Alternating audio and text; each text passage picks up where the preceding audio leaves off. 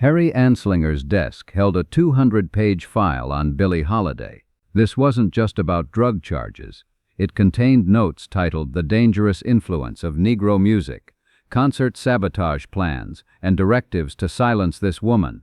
From the moment she started singing Strange Fruit in 1939, Holiday had been declared an enemy of the federal government.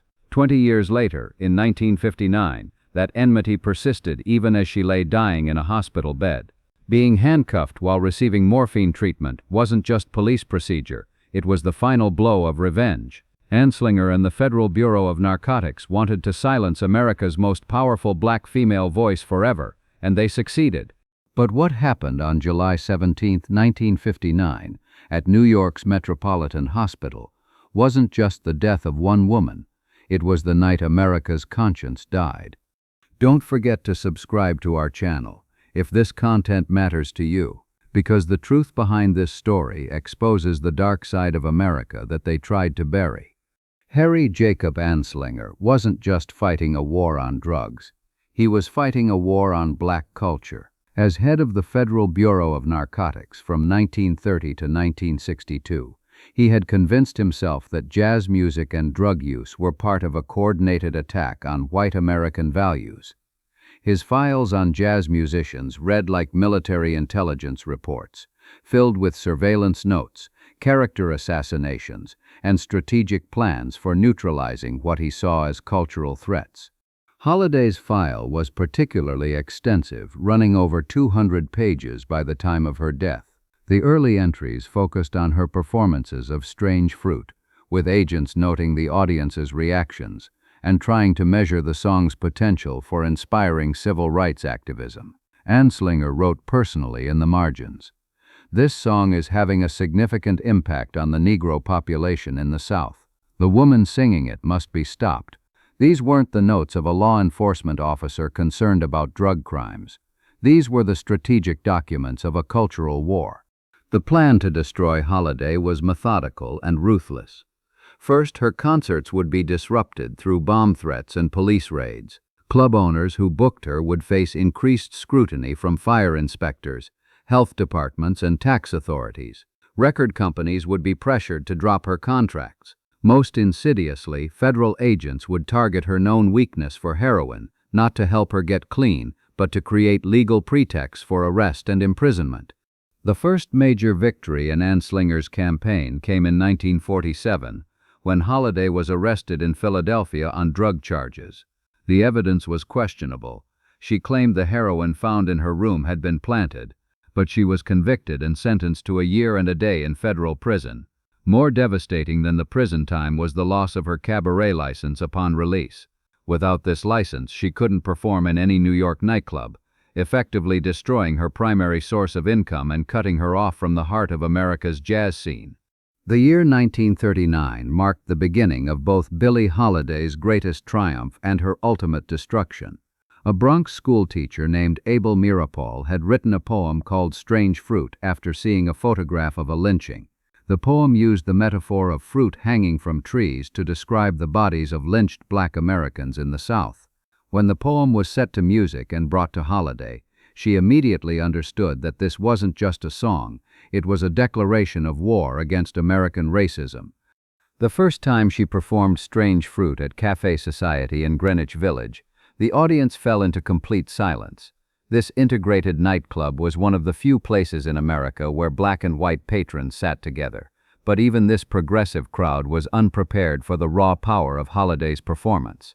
She would end her sets with the song. The lights would dim except for a single spotlight on her face, and she would sing about southern trees bearing a strange fruit, blood on the leaves and blood at the root. Columbia Records refused to record the song, fearing it was too controversial and would hurt Holiday's commercial prospects. But Holiday knew this was the most important song she would ever sing. She found a small independent label, Commodore Records, willing to take the risk. The recording session was tense. Everyone in the studio understood they were creating something that would change music forever, but they also knew it would make powerful enemies. Within weeks of the record's release, it had caught the attention of Harry Anslinger, head of the Federal Bureau of Narcotics. Anslinger was already concerned about what he saw as the dangerous influence of jazz music on American youth. But Strange Fruit represented something far more threatening. This wasn't just entertainment. It was political resistance set to music, and it was being performed by a black woman who was growing more influential every day. The move to Harlem in 1928 should have been salvation. But for 13-year-old Eleonora, it was just a different kind of struggle. Her mother found work in yet another white household, and Eleonora found herself alone on the streets of America's black cultural capital. She started singing in small clubs like Pod's and Jerry's, where the audience was rough and the pay was almost nothing. But something magical happened when she stepped up to those primitive microphones. Her voice seemed to bypass the brain and speak directly to the soul.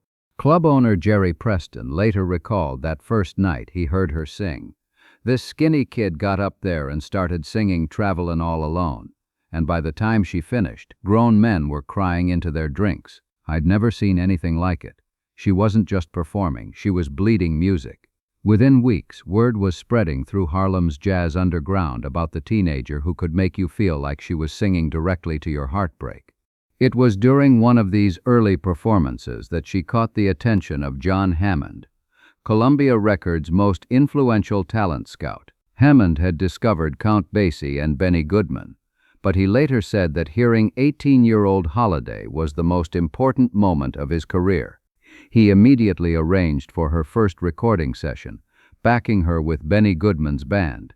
Those early recordings, Your Mother's Son-in-Law and Riffin' the Scotch, captured something that had never been heard before in popular music: absolute emotional honesty. But it was her collaboration with tenor saxophonist Lester Young that truly defined her artistic identity. Young, who played with Count Basie's orchestra, gave her the nickname Lady Day while she called him Prez. Their musical partnership transcended mere accompaniment. Young's saxophone seemed to breathe with Holiday's vocals, creating conversations that spoke of shared pain and mutual understanding. Together, they were redefining what jazz could express about the human experience. Born Eleonora Fagan in Philadelphia in 1915, but raised in the rough neighborhoods of Baltimore, she learned about survival before she learned to read properly. Her mother, Sadie Harris, worked endless hours scrubbing floors in white households, leaving young Eleonora to navigate a world that seemed designed to break children like her. The defining trauma came when she was just 9 years old, locked in a room with a dead child for hours while her mother worked in another part of the house. That experience of being trapped with death would echo throughout her entire life, shaping the haunting vulnerability that would later make her voice so impossibly moving. By the time she reached adolescence, Eleonora was already working in Baltimore's red light district, cleaning brothels and occasionally being forced into situations no child should face. These weren't just difficult circumstances. They were the systematic destruction of innocence that America inflicted on black children in neighborhoods like East Baltimore. But something extraordinary was happening inside her during these dark years. The pain was crystallizing into something powerful, something that would eventually become the most emotionally devastating voice in American music. Her first attempts at singing came in these same brothels, where she would listen to recordings of Bessie Smith and Louis Armstrong on an old Victrola. The other girls noticed something different when Eleonora sang, the way she could take a melody and strip it down to pure emotion, removing every unnecessary ornament until only the raw truth remained. She wasn't just singing songs, she was confessing secrets that most people couldn't even admit to themselves.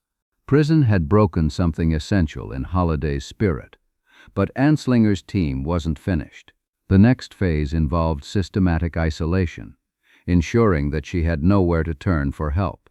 Radio stations across the country received visits from federal agents, strongly suggesting that playing Holiday's records might bring unwanted attention to their broadcast licenses. Record distributors found themselves facing unusual shipping delays and inventory problems when handling Holiday's releases.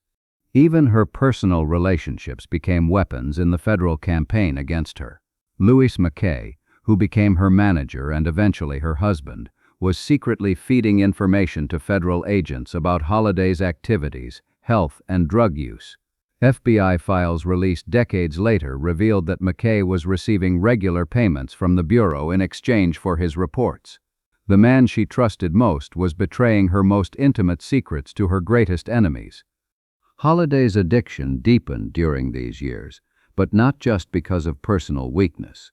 The constant surveillance, the financial pressures, and the emotional trauma of betrayal created a perfect storm of desperation. Heroin became her only escape from a reality that seemed designed to torture her. Federal agents, rather than seeing this as an opportunity for compassion, viewed her increasing dependency as proof that their strategy was working. By the mid-1950s, Holiday was a shadow of her former self. Her voice, once powerful enough to silence entire nightclubs, had become fragile and weathered. Her body, ravaged by years of drug abuse and emotional trauma, was failing rapidly. But even as her health declined, federal surveillance intensified. Anslinger's agents were waiting for the final opportunity to claim total victory over the woman who had dared to sing about American racial violence. At 3:10 a.m. on July 17, 1959, Billie Holiday took her last breath. Even in that final moment, the handcuffs remained on her wrists. The federal agents who had watched her die claimed they were following standard procedure, but everyone in that hospital room understood the symbolic message being sent. America had literally shackled one of its greatest artists until the moment of death. Nurse Dorothy Williams, who was present during Holiday's final hours, later described the scene with tears in her eyes. She was so small, so fragile, and those handcuffs looked enormous on her thin wrists. Right before she died, I swear she whispered, "Strange fruit still hanging." Even at the end, she was still trying to tell the truth about this country. The official cause of death was listed as cirrhosis of the liver and heart failure, but those who knew the full story understood that Billie Holiday had been systematically murdered by her own government. The immediate aftermath of Holiday's death revealed the full scope of what had been lost. Jazz musicians across the country spoke out about the injustice of her final years. Frank Sinatra, who had learned vocal techniques from studying Holiday's phrasing, called her treatment a national disgrace. Louis Armstrong, usually careful to avoid political controversy, said that Holiday's persecution proved that America ain't ready for the truth about itself. But the most powerful response came from the black community, which understood that Holiday's death represented something larger than the loss of one artist. The woman who had sung "Strange Fruit" had herself become a strange fruit, lynched not by rope, but by systematic persecution. Her handcuffed death became a rallying cry for civil rights activists who saw in her story a perfect example of how America treated black people who dared to speak truth to power.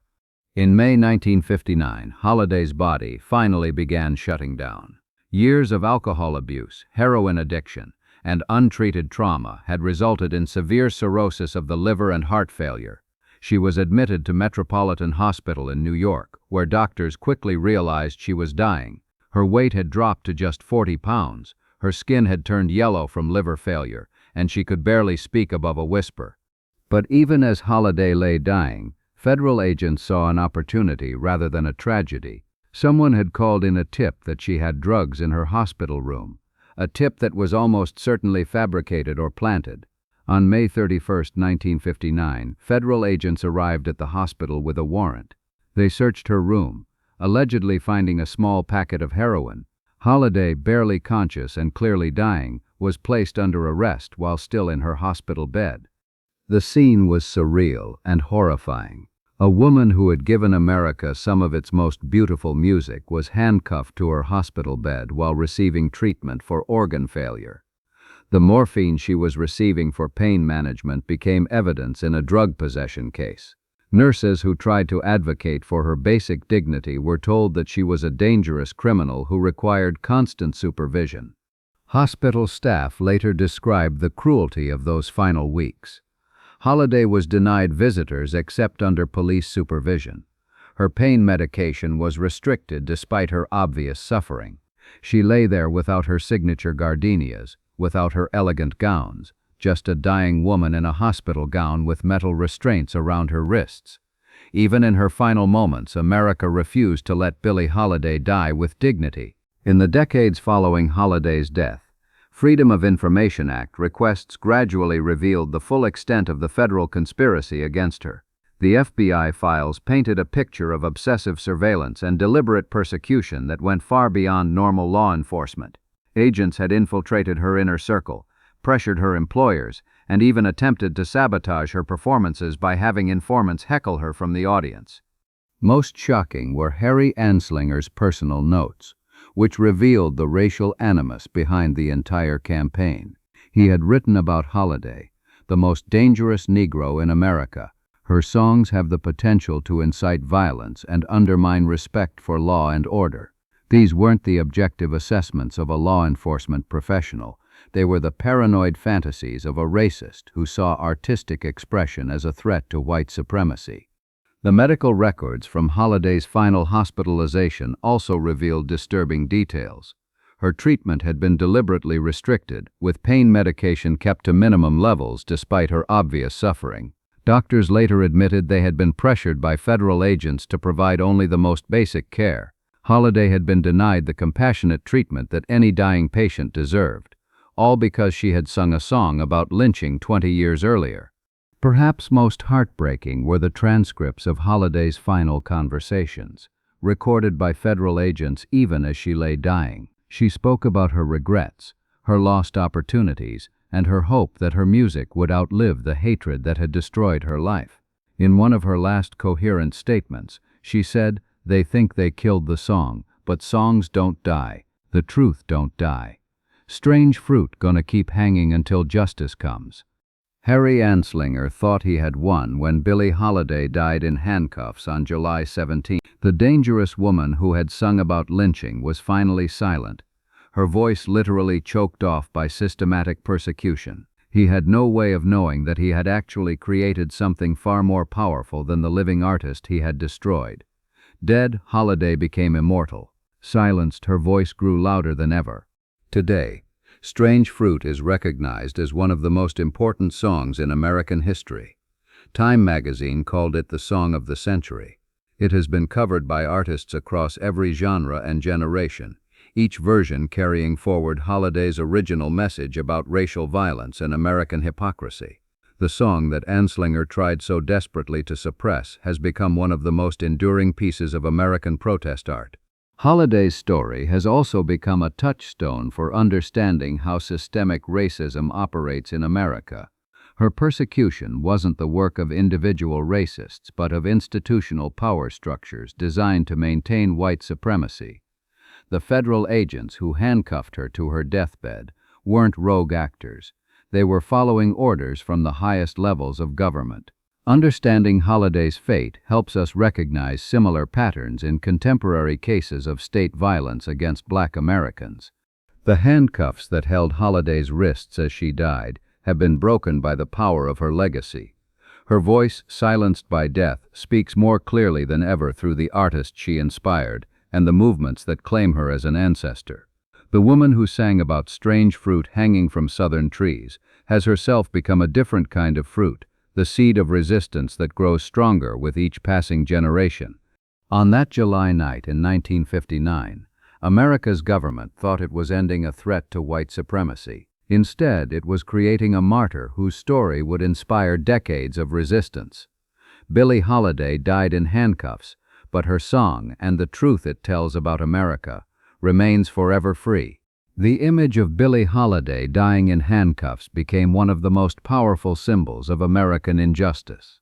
Civil rights activists used her story to illustrate the systematic oppression facing Black Americans.